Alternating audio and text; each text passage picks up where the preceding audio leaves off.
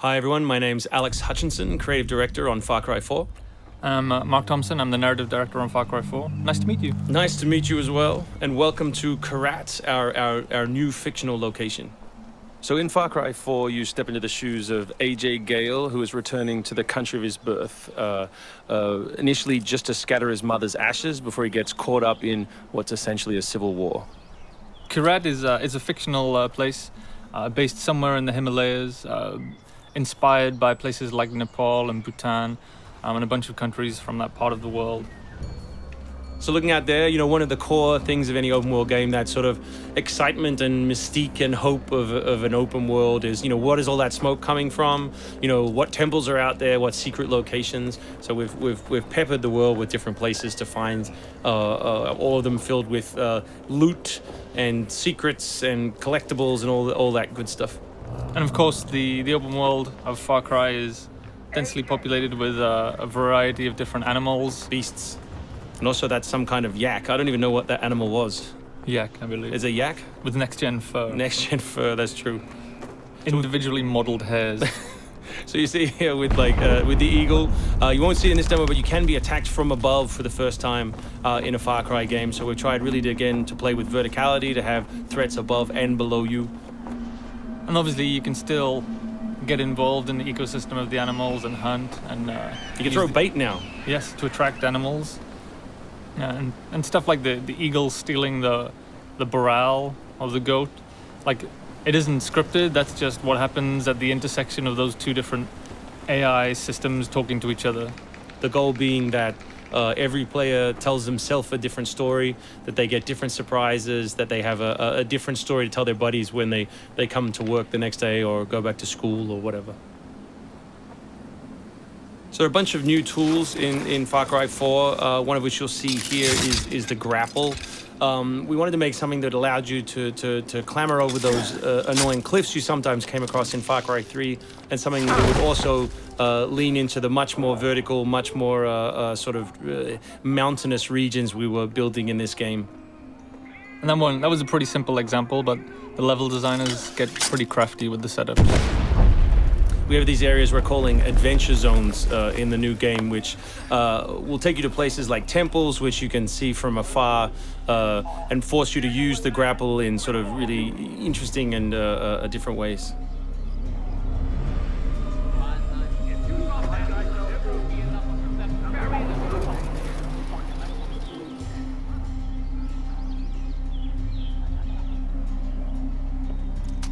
The auto crossbow is a new stealth weapon that we've introduced for Far Cry 4. It adds a little more versatility than the bow did in Far Cry 3. Obviously it sacrifices the long range for rapid fire, but it's still a super useful stealth weapon. So this is one of my favorite bits. If you look down when you're meleeing in the new game, you kick. So you can do all kinds of fun setups such as that.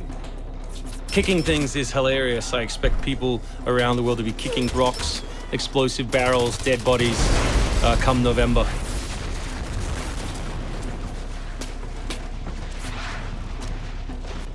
Our goal really was just to provide as many tools as possible, whether vehicles or animals or weapons or, you know, goofy stuff, and let people fit them together any way they want. Yeah, and we've snuck a few features in that fans of Far Cry 3 I think are going to be surprised by. Drive and shoot. Yes.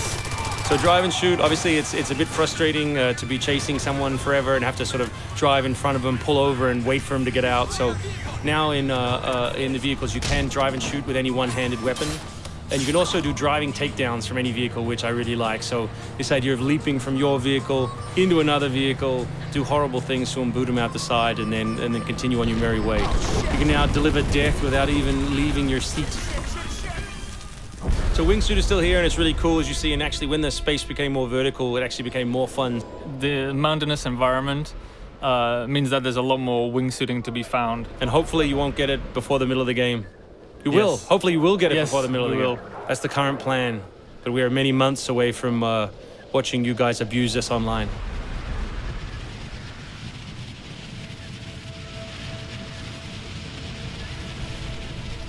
So here you'll get a look at elephants Elephants are awesome. Probably my favorite animal in the game. Weaponized in many different ways. You can drive them into a rage, watch them smash the other characters in the world, or you can clamber on top of one and drive it through the gate yourself. My favorite animal is the human animal. It's very Far Cry 2 of you, Mark. Oh, it's the shark of darkness. So co-op is a massive part of the new game. It's one of our big ways of opening up the open world and letting you play any way you want. So basically, when you ask your buddy to join, all the solo missions turn off, and you're left with all of the open world toy, the outposts, the fortresses, the towers, all the quests to play any way you want. And all that progress will be saved within your game. So you don't have to go into another mode, you don't have to leave your game, and you don't feel like you're wasting your time. All right, let's do this. What do you think of the Buzzer, Mark, which is a small one-man helicopter? It's very red. No, but it's cool because it gives like this almost like developer perspective on the world.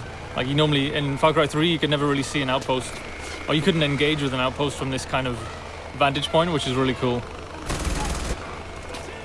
So the outposts from Far Cry 3 were like the template for the fortresses. They're kind of like bigger, better, more badass version of the outpost to more badass. To paraphrase Cliffy B. Badassitude.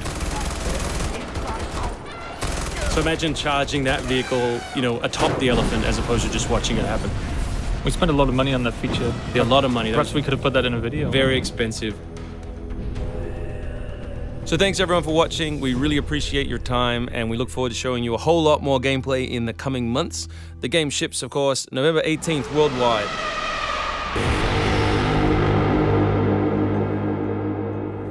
Pre-order now for a free upgrade to the limited edition.